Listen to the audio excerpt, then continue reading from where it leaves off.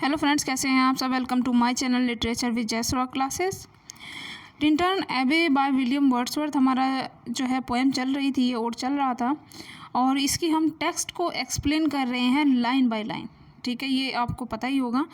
पहला जो पार्ट है उसमें करीब 50-60 लाइन्स का हम कवर कर चुके हैं, और नेक्स्ट जो सेकंड पार्ट है इसमें हम इसकी 1/3 ही हम इसका जो है कंप्लीट करने वाले हैं। इसमें टोटल 160 के करीब की लाइन है, और उनमें जो है आज हम अपनी टेक्स्ट को शुरू करने वाले हैं। अगर आपने मेरा चैनल सब्सक्राइब नहीं किया तो सब्सक्राइब कर दीजिए, ताकि मेरे द्वारा बनाई जाने वाली हर वीडियो आपके पास आ सके और आप उसका लाभ उठा सको, क्योंकि 2022 में टीजीटी, पीजीटी और एलटी ग्रेड की वैकेंसी आने वाली हैं, और आपको अभी से ही तैयारी करनी होगी ताकि आने वाली वैकेंसी में आप अपनी जगह बना पाओ। चलिए अपना वीडियो स्टार्ट करते हैं। जो टेक्स्ट हम कराने वाले हैं, पिछले स्टैंजा में हमने देखा था कि वे एक समाधि के बारे में बात कर रहे हैं। वे कण कण में जो है ईश्वर को देखने की बात कर रहे थे, और जो नेक्स्ट लाइन में है वे कहते हैं, if this be but a vain belief, क्या हुआ अगर ये सब मिथ्या विश्वास है। मतलब संसार को उन्होंने कहा है कि संसार एक मिथ्या विश्वास की तरह है। यट ओ हाउ ऑफ्ट, लेकिन फिर भी अक्सर मैंने, इन डार्कनेस की इन अंधेरे भरी रातों में, and amid the many shape of joyless day night, कि जो जॉयलेस डे नाइट है, ये नीरस दिन है, इनके बीच में क्या देखा है, जीवन की बहुत सारी शेप्स देखी है। मैंने जीवन के बहुत सारे अनुभव किए हैं। इन रात और दिन में मैंने जीवन के बहुत सारे अनुभव किए हैं। When the fruitful still unprofitable, ये एक फ्रेज़ है। फ्रूटफुल स्टिल अनप्रॉफिटेबल एक फ्रेज़ है। फ्रूटफुल स्टिल का मतलब होता है पीड़ादायक, अनप्रॉफिटेबल यानी अलाभकारी। और जो इस जीवन के जो फ्रूटफुल स्टर है, अनप्रॉफिटेबल है, पीड़ादायक जो अनुभव है, जो अलाभकारी है, उनको भी मैंने महसूस किया है। उनके बीच में मैं रहा हूँ, मेहनत की है। And the fever of the world, और जो ये संसार का बुखार है, जो संसार का ये ज्वर है। संसार का ज्वर क्या है? खाने कमाने का ज्वर है। लोग दौड़ रहे हैं खाने कमाने के पीछे। Have hung upon the beatings of my heart, hung होता है एक तरह से भारी कर देना या फांसी पर लटका देना। उन्होंने क्या कर दिया है, मेरे दिल को, मेरे जो दिल की बीटिंग्स है, धड़कन है, उनको भारी कर दिया है। कहने का आशय ये है कि वे कहते हैं कि जो संसार है, इस संसार में मैंने बहुत सारे अनुभव किए हैं, डार्कनेस के भी, अंधेरी रातों के भी, और इन नीरस दिनों में मैंने बहुत सी जीवन की शेप्स देखी है, बहुत से जीवन के आकार देखे हैं। मैंने जीवन का वो अनुभव भी किया है जो पीड़ादायक है। ठीक है, जो दिन की स्मृतियाँ होती है, दिन की स्मृतियाँ जो पीड़ादायक होती है और उनका कोई लाभ नहीं होता है, लाभकारी होती है। और जो संसार का ये ज्वर है खाने कमाने का, उन्होंने मेरे दिल को क्या कर दिया है, भारी कर दिया है। फिर वो कहते हैं, हाउ ऑफ्ट, लेकिन अक्सर, कैसे प्राय, इन स्पिरिट, मैंने अपनी आत्मा में, have I turn to thee, मैंने मोड़ा किसकी तरफ, तुम्हारी तरफ, दी यानी तुम्हारी तरफ। इसीलिए अब मैंने क्या किया है, अपनी आत्मा को तुम्हारी ओर मोड़ दिया है। वो कहते हैं प्रकृति से कि मैंने अपने आत्मा को प्रकृति की ओर मोड़ दिया है। और फिर कहते हैं, ओ सिल्वन वाई, सिल्वन होता है एक तरह से जंगलों में भटकने वाला। ठीक है, तो ओ सिल्वन वाई, अरे जंगली नदी, अरे जंगली Wye, thou wanderer through the woods, wanderer होता है तुम भटकती रहती हो, थ्रो द वुड्स, इन जंगलों के बीच में, कि तुम तो जंगली हो वाई, तुम तो इन जंगलों में भटकती रहती हो। How often has my spirit turn to thee, और अक्सर भी मैंने जो न जाने कितनी बार, हाँ ऑफन यानी न जाने कितनी बार मैंने तुम्हारे ओर अपनी आत्मा को मोड़ा है। दी का मीन्स होता है तुम्हारी ओर, टर्न यानी मोड़ा है, स्पिरिट यानी आत्मा को। मैंने न जाने कितनी बार, हाउ ऑफन, न जाने कितनी बार मैंने अपनी आत्मा को तुम्हारी ओर मोड़ा है। यानी कहने का मतलब ये है कि जो वर्ड्सवर्थ है वो संसार के जो अनुभव हैं उनसे थक हार चुके हैं, और वो कहते हैं कि मैं बहुत ज़्यादा परेशान हो गया हूँ, थक गया हूँ, क्योंकि जो इस दिन और रात है, इनकी जो अनेक नीरस रातें हैं, नीरस दिन हैं, इनके जो एक्सपीरियंस है, जो ये खाने कमाने का ज्वर है, उन्होंने मेरे दिल की धड़कनों को भारी कर दिया है। और अब मुझे शांति चाहिए, इसीलिए मैंने अपने जो आत्मा है उसे तुम्हारी ओर मोड़ दिया है। सिल्वन वाई से वो कहते हैं, जंगली कहते हैं, नदी को कहते हैं कि तुम तो जंगलों में भटकती रहती हो, इसीलिए जब मैं परेशान होता हूँ तो मैं तुम्हारी ओर अपने दिल को मोड़ देता हूँ, यानी जब मैं परेशान होता हूँ तो तुम्हारी स्मृतियों को याद कर लेता हूँ। नेक्स्ट लाइन में वो कहते हैं एंड नाउ, और अब, विद ग्लीम, ग्लीम होता है चमक, ऑफ हाफ एक्सटिंगाइज्ड थॉट, ठीक है, ये थॉट्स हैं, हाफ एक्सटिंगाइज्ड थॉट्स यानी आधे बुझी हुई विचार, हाफ यानी आधे, एक्सटिंग्विश्ड होता है बुझे हुए, थॉट यानी विचार, और अब जो चमक है मेरे आधे बुझे हुए विचारों की, with many recognition dim and फेंट, विद मैनी की बहुत बार, रिकॉग्निशन याद करने पर, क्या हो गई है, डिम हो गई है, हल्की हो गई है, और फेंट धुंधली हो गई है। कहने का मतलब ये था कि जैसे मैं 5 साल तक तुमसे दूर रहा तो जब मैं तुमको याद करता था वो यादें अब कुछ धुंधली और हल्की हो गई है, आधी बुझी सी हो गई है उनकी चमक, क्योंकि मैं बहुत साल पहले तुम्हारे पास आया था और अब मैं काफ़ी समय बाद तुम्हारे पास आ रहा हूँ, तो उन यादों में कुछ ही यादें हैं जो फ्रेश है, बाकी सब डिम और फेंट हो गई है, धीमी और धुंधली हो गई है। And somewhat of a sad perplexity, लेकिन फिर भी कुछ कठिनाई से, परप्लेक्सिटी होता है उदास, सैड होता है उदास, परप्लेक्सिटी होता है कठिनाई से, लेकिन जब भी मैं उन्हें जब मैं अपने दुख में उन कठिनाइयों को याद करता हूँ, the picture of the mind revive again, जो पिक्चर है, जो तुम्हारे नेचर की जो पिक्चर है, जो सीन है, वो मेरे माइंड में रिवाइव होने लगते हैं, मुझे दोबारा याद आने लगते हैं अगेन, ठीक है।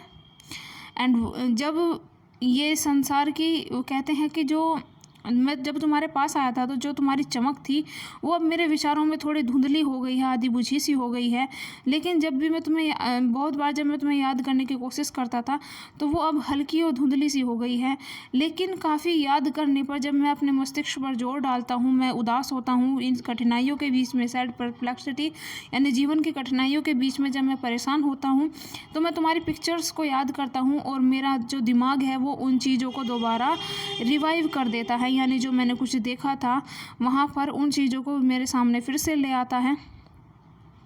वाइल हियर आई स्टैंड, जबकि यहाँ मैं खड़ा हूँ, अब 5 साल बाद ये बात बता रहे हैं 98 की, कि अब मैं जब दोबारा यहाँ पर आकर खड़ा हुआ हूँ, not only with the sense of present pleasure, not only कि सिर्फ यही सेंस जो इस समय मैं देख रहा हूँ, सिर्फ मेरे पास यही सेंस नहीं है, सिर्फ यही खुशी नहीं है जो वर्तमान खुशी है, मेरे पास कौन सी भी खुशी है जो मैं 5 साल पहले आया था, वो भी खुशी मेरे पास अब भी मौजूद है। नॉट ओनली, ना सिर्फ with the sense of the present pleasure कि जो वर्तमान खुशी है उनका ही भावना मेरे पास है, उनका ही भाव मेरे पास है, but with pleasing thoughts that is this movement there is life and food for future years. तो क्या है, कुछ ऐसी प्लीजिंग थॉट्स भी है, खुश करने वाले विचार भी मेरे पास है, दैट इन दिस मूवमेंट, जो इस समय में, there is food and there is life and food, जो मेरे जीवन के लिए, जो मेरे जीवन में लाइफ एंड फूड की तरह हो गए हैं मेरे फ्यूचर के लिए। कहने का मतलब ये होगा यहाँ पर कि देखिए, अब जब वो 5 साल बाद आए हैं, सिर्फ अब जो खुशी महसूस करें सिर्फ वही खुशी उनके पास नहीं होगी, बल्कि जब फ्यूचर में भी उसकी आत्मा के लिए ये जो ब्यूटीफुल सीन्स हैं प्रकृति के, वो लाइफ एंड फूड का काम करेंगे, उनकी आत्मा को लाइफ देंगे, और जो उनके अंदर जो भूख है प्रकृति को देखने की, उसको वो उनके लिए वो एक फूड का कार्य करेंगे। ये क्या हो गए, उनके जीवन के लिए लाइफ एंड फूड हो गए ये सीन्स उनके फ्यूचर टाइम में। एंड सो, और इस प्रकार, I dare to have hope, कि मैं साहस करता हूँ, टू होप, आशा के लिए, दो चेंज्ड, हालांकि जब मैं आया था 5 साल पहले और अब काफ़ी कुछ बदल चुका है। क्या बदला है अब इसके बारे में वो बताएंगे।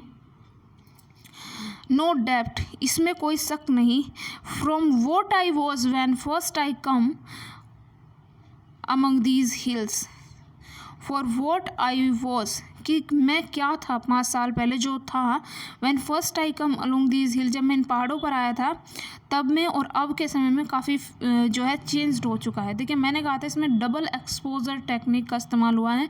यहाँ फ्यूचर और पास्ट को ब्लेंड किया गया है, एक मिश्रण आपको देखने को मिलेगा। जब फ्यूचर की यादें और प्रेजेंट की यादों को हम मिक्स करते हैं तो उसमें क्या होगा, एक टेक्निक का यूज़ होगा जहां दोनों तरह के ही विचार हमारे मस्तिष्क में आते हैं, उसे हम बोलते हैं डबल एक्सपोजर टेक्निक। तो ये इसी तरह की टेक्निक वर्ड्सवर्थ ने यहाँ पर यूज़ की है। वे कहते हैं कि and so I dare to hope, और इस तरह से मैं साहस करता हूँ आशा करने का, दो चेंज्ड काफ़ी कुछ बदलाव हो गया है, नो डेप्ट इसमें कोई संदेह नहीं है, फ्रॉम वॉट आई वॉज कि मैं जो पहले था, from first when first I come along among these hills जब मैं इन पहाड़ियों पर पहले आया था, कि जब मैं क्या था। अब वो कहते हैं कि तब मैं एक लड़का था, 5 साल पहले मेरे अंदर लड़कपन था और एक लड़के जैसी भावनाएं थी जब मैं 5 साल पहले आया था, और अब मेरे अंदर थोड़ी गंभीरता आ गई है। तो वो इस बदलाव को यहाँ पर बताते हैं।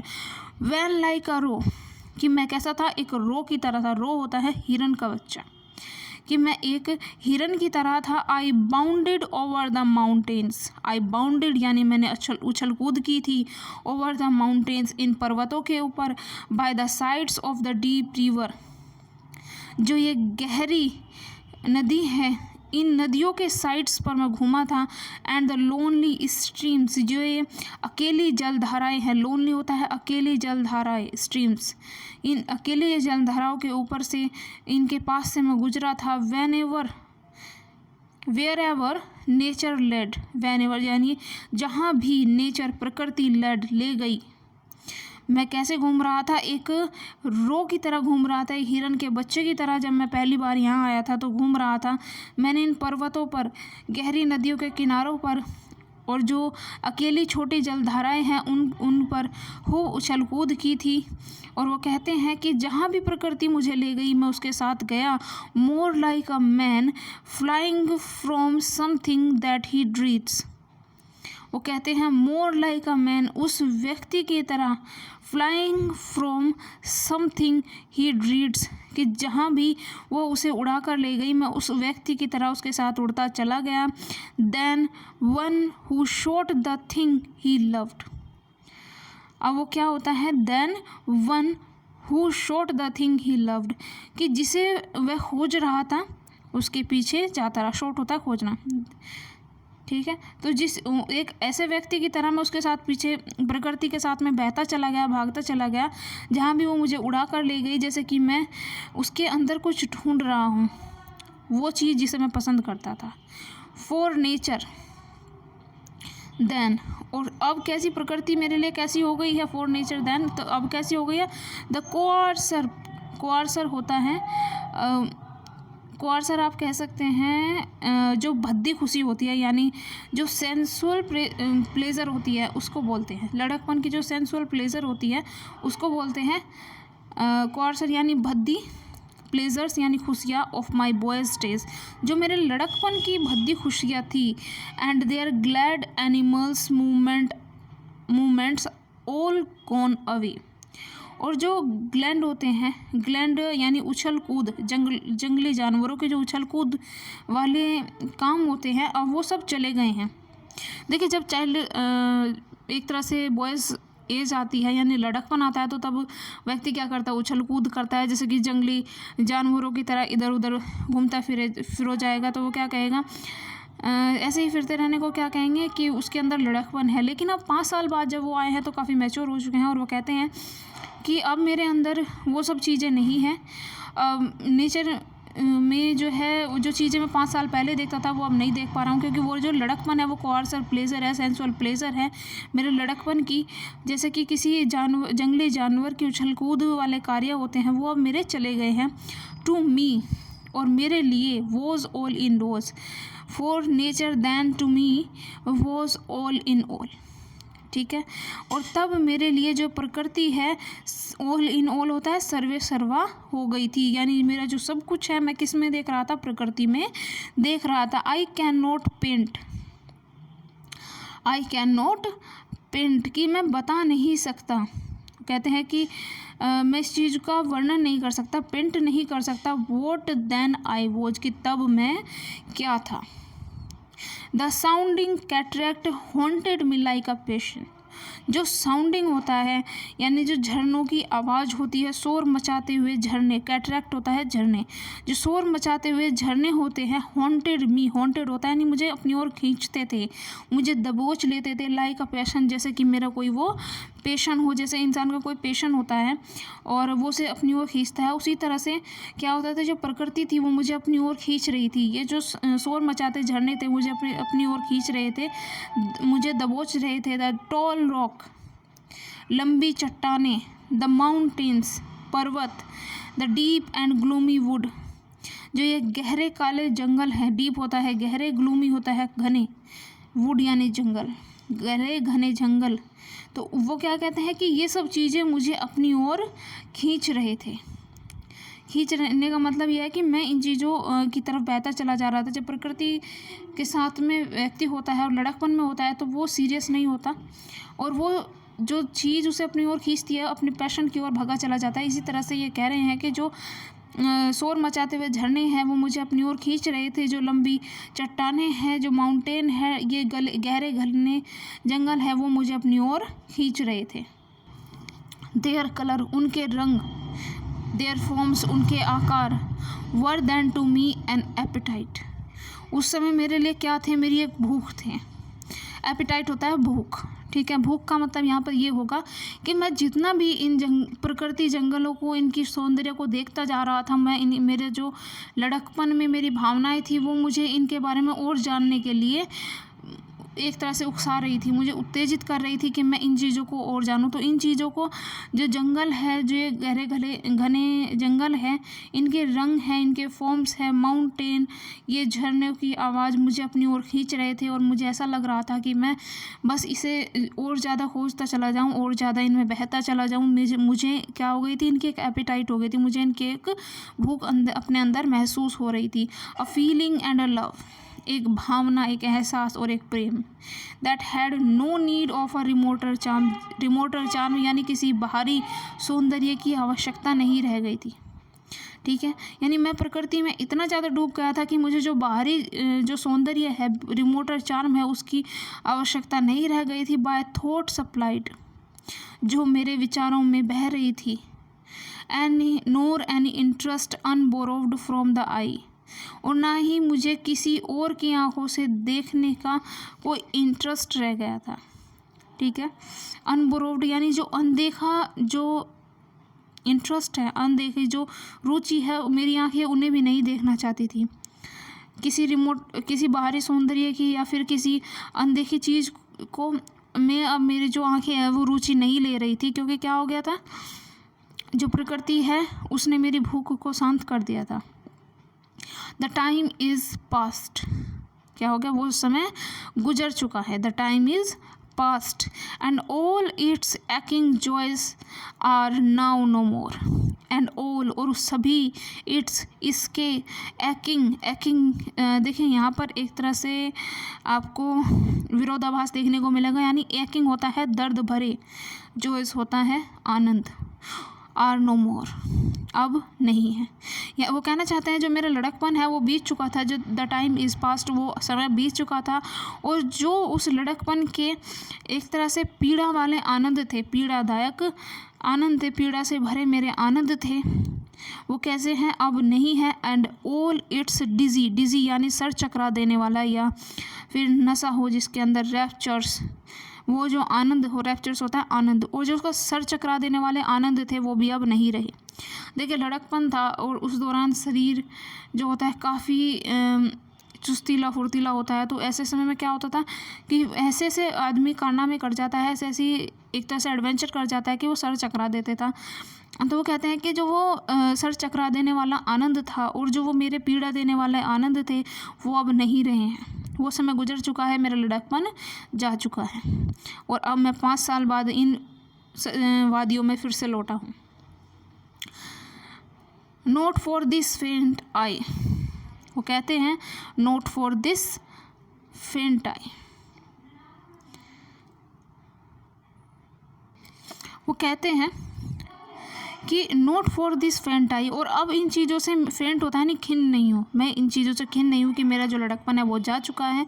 नो मोर, ना मैं विलाप कर रहा हूँ, नो मर, और ना ही मैं क्या कर रहा हूँ, ना ही मैं शिकायत कर रहा हूँ कि मेरा जो समय है, लड़कपन है, वो जा चुका है। उसके लिए मैं खिन्न भी नहीं हूँ, ना मैं विलाप कर रहा हूँ, ना मैं उदास हूँ, ना मैं शिकायत कर रहा हूँ। अदर गिफ्ट हैव फॉलोड, कि मुझे तो इससे अलावा बहुत सारे गिफ्ट मिल गए हैं। For such loss I would believe, जिन्होंने उस जो लॉस हुआ था उसके लिए I would believe abundant recompense. Abundant होता है यानी ज़्यादा, बहुत ज़्यादा मात्रा में। रेपेंसेस यानी क्षतिपूर्ति।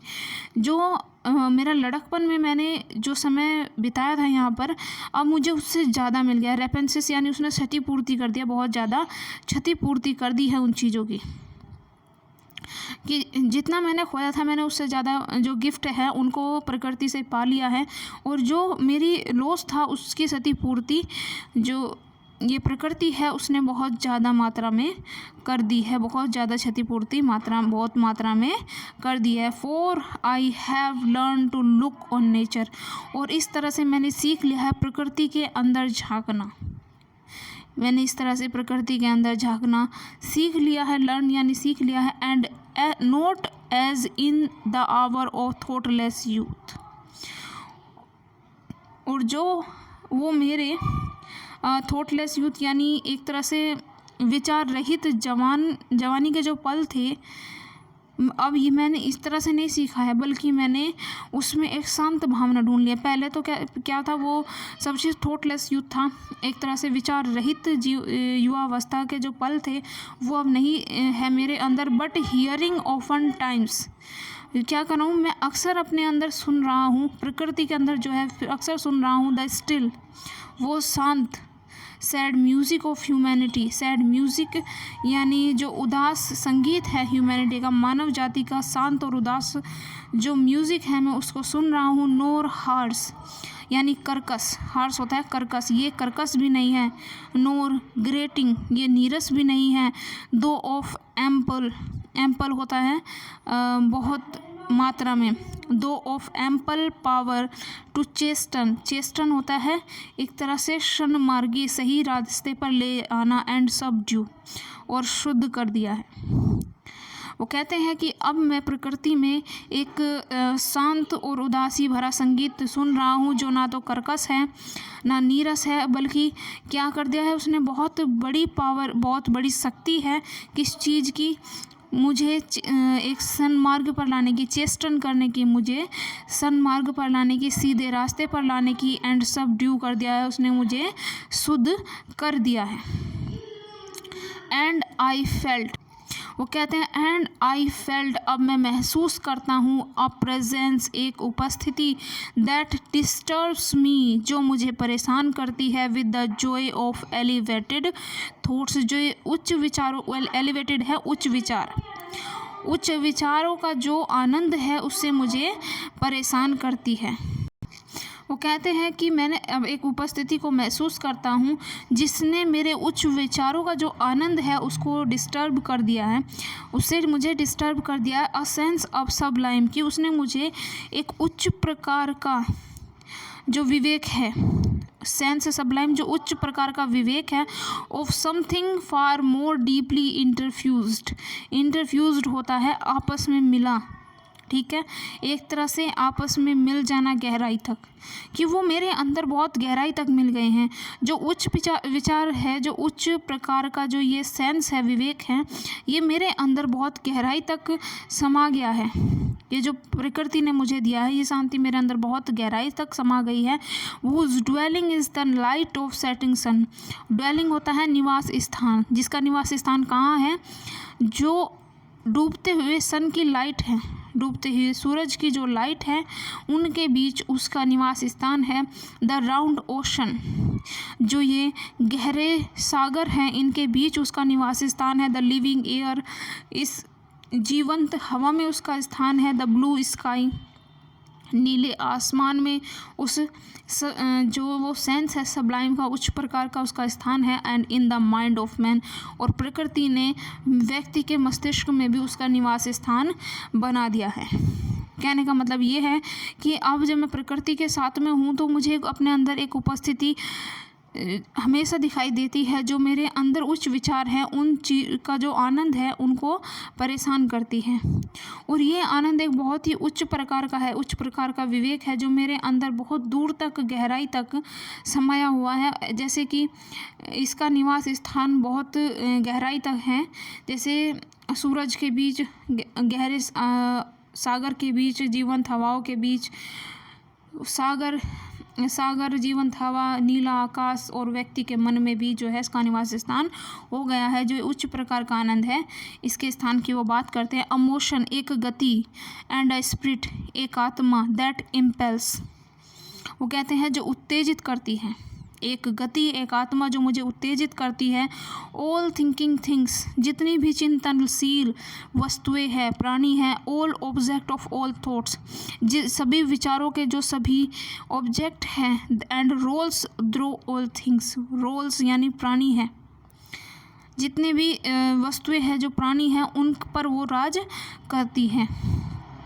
कहते हैं कि जो प्रकृति की गति है, एक प्रकृति के अंदर एक गति है, एक आत्मा है जो सभी प्राणियों को, सभी जो विचार हैं उनके अंदर जो ऑब्जेक्ट हैं और जितनी भी जीवंत चीज़ें हैं उनके ऊपर वो राज करती हैं। Therefore I am still a lover of meadows, और इस प्रकार मैं अब भी एक प्रेमी हूँ। किस चीज़ का?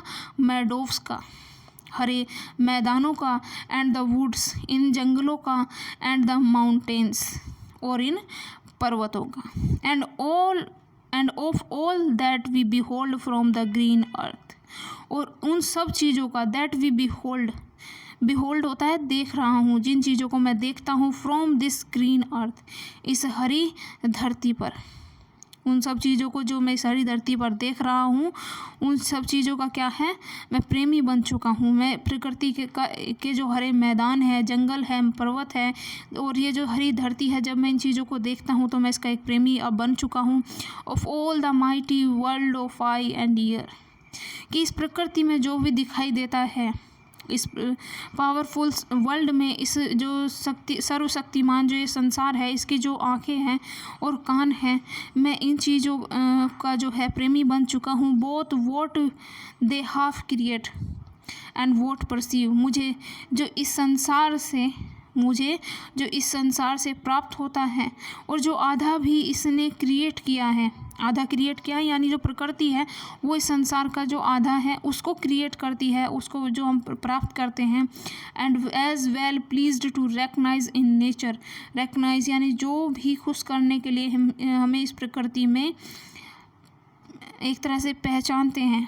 प्लीज्ड, वेल प्लीज्ड यानी खुश करने वाला, रिकग्नाइज यानी पहचानते हैं प्रकृति में, जो भी हमें इस प्रकृति में खुश करता है उसकी, जिसकी हमें पहचान है। And the language of the sense, और जो भावना की भाषा है उसके बारे में वो बात करते हैं कि जो भावना है, उनके जो एक तरह से लैंग्वेज है प्रकृति की, वो क्या है? The anchor of my purest thoughts, वो क्या है? मेरा मार्गदर्शक है। एंकर यानी मार्गदर्शक है। ऑफ माई प्योरेस्ट थॉट्स, जो मेरे प्योर विचार है। ये बहुत इंपॉर्टेंट लाइन है। वो कहते हैं जो मेरे प्योर विचार है उनकी वो एंकर है प्रकृति। द नर्स, वो क्या करती है? वो मेरा पालन पोषण करती है। द गाइड, वो मुझे राह दिखाती है। द गार्जियन, वो मेरे माता पिता की तरह है। ऑफ माई हार्ट, वो मेरे जो गार्जियन की तरह है मेरे दिल के लिए और मेरी आत्मा के लिए। Of all my moral things, moral being यानी जितनी भी मेरे अंदर नैतिकता है उसकी वो क्या है? वो एंकर है, नर्स है, गाइड है, गार्जियन है। वो जो मेरी आत्मा है, दिल है, उसकी क्या है? पालन पोषक करता है। मेरे अंदर जो कुछ भी आज मैं हूँ, मेरी आत्मा के अंदर प्रकृति का अंश है, वो कहती है। तो इस तरह से हम आज इनका 1/3 इस पोएम का कंप्लीट कर चुके हैं, टिंटान एबे का। और हम जो इसका लास्ट पार्ट बचा है वो अब हम अगली वीडियो में देखेंगे, जो इसका लास्ट पार्ट होगा। ये वीडियो 3 पार्ट में मैंने डिवाइड किया है। आशा करती हूँगी कि आपको ये सब चीज़ें समझ में आई होंगी, और अगर आपको कोई चीज़ या लाइन समझ में नहीं आई है तो प्लीज़ मुझे कमेंट करें, मैं आपको उसके बारे में ज़रूर बताने की कोशिश करूँगी। मिलते हैं अगली वीडियो में, तब तक के लिए धन्यवाद। और प्लीज़ मेरे चैनल को सब्सक्राइब करें, लाइक करें और ज़्यादा से ज़्यादा शेयर करें।